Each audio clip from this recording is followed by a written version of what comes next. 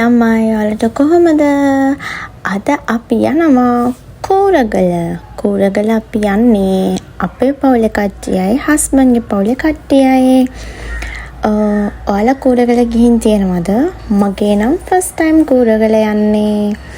මේ ඉන්නේ හස්බන්ඩ්ගේ තාත්තා. එයා තමහර පෙන්නන්නේ අපිට. මට ඒ තැම්ම දැන් මතක නැහැ කියන්න.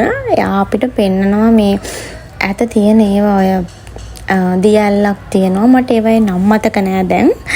හරි අපි බලමු කොහොමද අද අපි ගමන යන්නේ කියලා.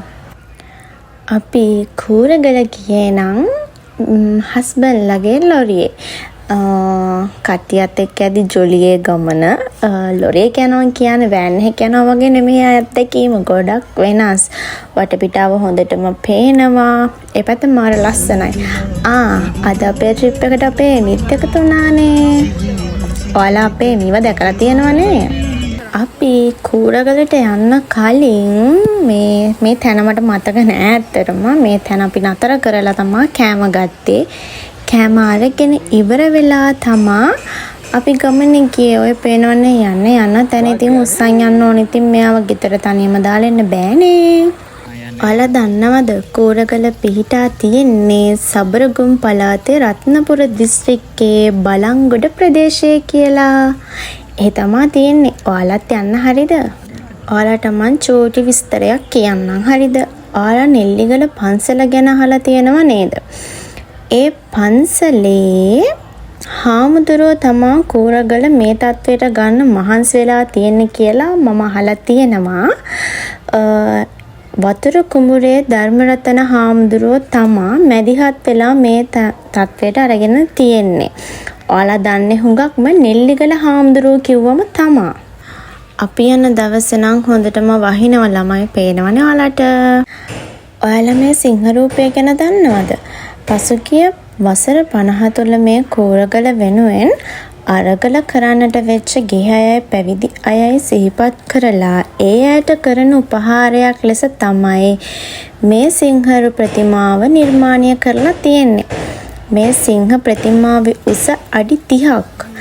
ලංකාවේ තියෙන විශාලම සිංහ ප්‍රතිමාවත් මේක කියලා තමයි මම දැන් අහලා තියෙන්නේ. මම කියන දේ හරිද දන්නේ නැත්. මං අහලා තියෙන්නේ එහෙමයි. මේ තමා කූරගල පුදබිමට යන්න තියෙන ප්‍රධාන පියගැටපෙළ. ඔයාලා දන්නවද මේ පුදබිම පුරාවිද්‍යා වටිනාකම් ගොඩක් තියෙනවා. ඒ කියන්නේ බලංගොඩ මානවයාගේ ඉදලම් පැවතගෙන එන විශාල දීර්ඝ ඉතිහාසයක් අතීතයක් තියෙන ස්ථානයක්.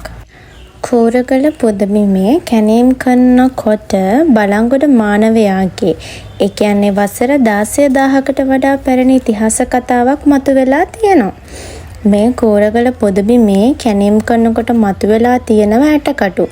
බලංගොඩ මානවයාගේ ඉතිහාසයෙන් පැවතගෙන එන ඒවා කියලා තමා පුරාවිද්‍යා විශේෂත්වයෙන් දන්නලා තියෙන්නේ. මේ පියගැට පෙළවල් ටික නැග්ගට පස්සේ අපිට හම්බෙන්නේ මුලින්ම ධාතු මන්දිරය. ඔයාලා ගිහින් තියනවද දන්නේ නැහැ. ඒ ධාතු මන්දිරයේ පිහිටලා තියෙන තැන කොහොමද කියලා දැකලා තියෙනවද? නෞකාවක හැඩයකින් තමා නිර්මාණය කරලා තියෙන්නේ. ඔයාලා ගිහින් නැත්තම් බලන්න මාරම ලස්සනයි, මාරම නිස්කලංකයි. මේ පුදුමම පිහිටලා තියෙන වටේටම කඳු පන්තියකුත් තියෙනවා ළමයි. ඔයාලට ෆොටෝ වලින් වීඩියෝ වලින් දැක්කට පේන්නේ නැහැ මේ සිංහ රූපය ගොඩක් උසයි කියලා. එතනට ගිහිල්ලාම බලන්න ඕනේ මේ සිංහ රූපය කොච්චරනම් විශාලද කියලා.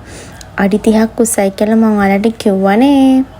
අපිට නම් පොඩ්ඩක් නගින්න ගොඩක් වෙලා ගියා. මොකද අපේ අම්මට චුට්ටක් පඩි පෙළවල් නගින්න ගොඩක් දුර නගින්න අමාරුයි. ඒ හින්දා අපි හැමීට තමා නැග්ගේ. මෙතනට අපි යනකොට වහිනවනේ. ඒත් සමහර දවස්වල මෙතන ඉන්න බෑ. අවුව වැඩි ඇත්තටම. මේ තියෙන ළමයි ධාතු මන්දිරය. මෙතන අනෙක් තැන් වගේ නෙමෙයි. අපිට ෆොටෝ ගහන්න වීඩියෝ කරන්න දෙනවා. ඒවා තහනම් නෑ. හැබැයි මෙතන බලා ගන්න කට්ටියක් මෙතන ඉන්නවා. මම හිතුවේ නෑ වීඩියෝ කරන්න පුළුවන් වෙයි කියලා නම්. මොකද සමහර තැන්වල ධාතු මන්දිර ඇතුලේ වීඩියෝ කරන්න දෙන්නේ නැහැනේ.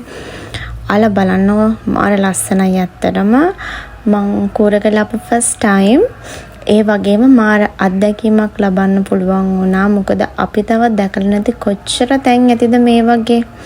අල්ටර ඈත පේනවනේ චෛත්‍යයක්. අපි දැන් ඊළඟට යන්නේ එතනට තමා. අපි වැස්සේ කොහොම හරි එතනට යනවා. අපි දැන් යන්න තමා හදන්නේ. ඔයාලා බලාගෙන ඉන්න. අපිට වැස්ස හින්දා මෙතන තියෙන හැමතැනටම යන්න බැරි වුණා කියලා තමයි මම හිතන්නේ. මොකද මම අනික් වීඩියෝස් වල සමහර අයගේ දැකලා තියෙනවා. අපි නොදකපු තැන් එතන තව තියෙනවා ඒගොල්ලෝ දාලා. ඒ කියන්නේ අපි ගිහින් තියෙන්නේ බාගෙට. ඔයාලා දන්නවද ළමයි, ඔය ඈත පෙන චෛත්‍ය තමා සබරගම පළාතේ මෙතෙක් බිහි වෙලා තියෙන විශාලතම චෛත්‍ය රාජානන් වහන්සේ ලෙස හඳුන්වන්න පුළුවන්. මේකේ උස අඩි 130යි, බට ප්‍රමාණය වෙනවා 245ක් ළමයි. ඉදි කරන්න ගඩොල් ලක්ෂ 5ක් ගියා කියලා තමයි සඳහන් වෙලා තියෙන්නේ. මාත් හරියට දන්නේ නැහැ. මාත් ඔය මම දන්න දෙයක් තමයි කිව්වේ. අපි දැන් මේ යන්නේ එතනට තමයි. බලන්නකෝ වටපිටාව මාර ලස්සනයි. ඒ කියන්නේ හැම වටේම තියෙන කඳු පන්ති ළමයි. අපි දැන් යනවා බෝධි මළුවට. හරිද? ආරට ඉස්සරහින් පේනනේ අපේ කට්ටිය තමයි යන්නේ. වැස්ස නිසා ඇත්තටම යන්න හරි අමාරුයි. මොකද මඩ වෙලා තැනින් තැන ලිස්සනවා. පරිස්සමෙන් යන්න ඕනේ. අපි දැන් ඔය ඉන්නේ බෝධි මළුව ගාව. අපි බෝධි මළුවට ගිහිල්ලා ඊට පස්සේ අපි යනවා චෛත්‍ය රාජානන් වහන්සේ වැඳ පුදා ගන්න. යටින් කමෙන්ට් එකක් දාගෙන යන්න ඔයාලත් කෝරගල ගැන දන්න විස්තර. මොකද මම දන්නේ නැති ගොඩක් දේවල් ඔයාලා දන්නව වෙන්නත් පුළුවන්. අපි දන්නේ නැති ගොඩාක් දේවල් සමහර අය ඇත්තටම දන්නවා. මොකද අපි මේ දේවල් මම මේ කියන දේවල් මාත් මේ ඔයාලට කියන්නේ මම වීඩියෝස් වලින් බලලා කෝරගල ගැන හොයපු දේවල් අනුව මම දැනගත්ත දේවල් ටිකක් තමයි මම ඔයාලට කිව්වේ. ඒවා හරිද කියන්න මම දන්නේ නැහැ. මොකද මමත් සමහර දේවල් වලින් බලලා කියපුවා නෙමෙයි. ඒ හින්දා ඔයාලත් අපිට කියන්නකෝ මේ එහා පැත්තේ තියෙන ළමයි මුස්ලිම් පල්ලියක් තමයි. අපි දන්නේ නැතුව තමයි එතනට ගියේ. අපි හිතුවේම මෙතන තවත් කොටසක් කියලා නෑ. එතන තියෙන්නේ මුස්ලිම් පල්ලියක්. ඒක ඇතුළෙමයි තියෙන්නේ. ඔයාලා දන්නවනේ මේ කූරගල පුදුබිම ගැන වටා ගෙතුණු ලොකු කතාවක් තියෙනවා කියලා. මට ඒ කතාව ඇත්තටම හරියටම ඔයාලට මට කියන්න මතක නැහැ. මතක නැහැ කියන්නේ මම ගොඩක් දන්නේ නැහැ. අපි දැන් මේ යන්නේ චෛත්‍ය රාජානන් වහන්සේ වැඳ පුදා ගන්න. එතෙන්ට යන්න තියෙන්නේ මේ වගේ තැනකින් තමයි ඔයාලට පේනව නේද? මේ පඩිපෙළවල් එහෙම සාමාන්‍ය පඩිපෙළවල් තියෙන්නේ. කවුරුත් හදපුවා වගේ පේන්නේ නෑනේ ඔයාලට. අපි යන්නේ මේ කන්ද උඩට තවත්. අපි මං හිතන්නේ මේ හරියට කිලෝමීටර් 2-3ක් වගේ ආවා පයින්. මට ඒ විදිහට තමයි මතක. ඇත්තට මට නම් ආස හිතුණා. මොකද මං කෝරගල ගැන අහලා තිබ්බට ඇත්තටම දැකලා තිබ්බේ නැහැ. මං කලින් ඔය සිංහ ප්‍රතිමා විතරයි ෆොටෝස් වලින් උනත් දැකලා තිබ්බේ. දැන් ඇත්තටම දැක්කම ආසයි. ආයෙ පාරක් යන්න ආසයි. මොකද අපිට වැස්ස නිසා ගොඩක් දේවල් මගහැරුණා කියලා මම හිතනවා. එතන තව අපිට බලන්න දේවල් තියෙනවා. එහෙම තමයි මම හිතන්නේ. මෙතන ඔයාලට පේනවා ඇති නෙල්ලිගල වගේම මේ පිළිමයක් තියෙනවා එහා පැත්තේ. නෙල්ලිගලට වඩා හාත්පසින් කියන්නේ පොඩ්ඩක් වෙනස් කියලා කියන මේ ප්‍රතිමාවේ තියෙන දේවල් ඔයාලා දැක්කනේ. ඒක එහා පැත්තේ තියෙනවා. මම එතනට ගියේ නැහැ වීඩියෝස් කරන්න. මෙතන මේ ගලටත් මොකක් හරි නමක් කියනවා මම හිතන්නේ. මම දන්නේ නැහැ. මෙතනට ගියාම ගොඩක් දේවල් ගොඩක් තැන් පේනවා ඇත්තටම. ඔය තැන් වලට කියන නම් තියෙනවා. ඔය ගම් වගේක් තමයි තියෙනවා කියන්නේ.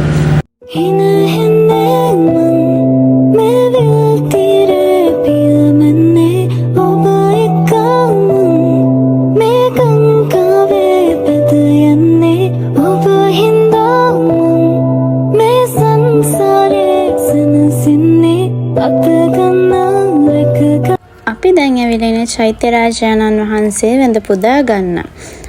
බහැලා හින්දා හැමතැනම වතුර ලිස්සනවා හරියට. පොඩ්ඩක් මේ හරිය සීතලයි. අර ධාතුන් වහන්සේ තියෙන තැනට වඩා මේ හරිය තව ගොඩක් උසින්නේ තියෙන්නේ. මේ හරිය ඇත්තරම සීතලයි පොඩ්ඩක්. ඔයාලට අහස උනත් දැක්කම පේනවා ඇති. වටපිටාව දැක්කම උනත් පේනවනේ පොඩ්ඩක් මීදුම වගේ තියෙනවා. හරි පොඩ්ඩක් සීතලයි මට නම්. මාර ලස්සනයි view එක නම් ඇත්තටම උඩ ඉඳන් බලද්දි ඔයාලට පේනවනේ හැමතැනම පේන තියෙන කුඹුරු යායවල් තමයි මාරම ලස්සනයි. මම ඔයාලට කියනවා මේ වගේ තැන් බලන්න.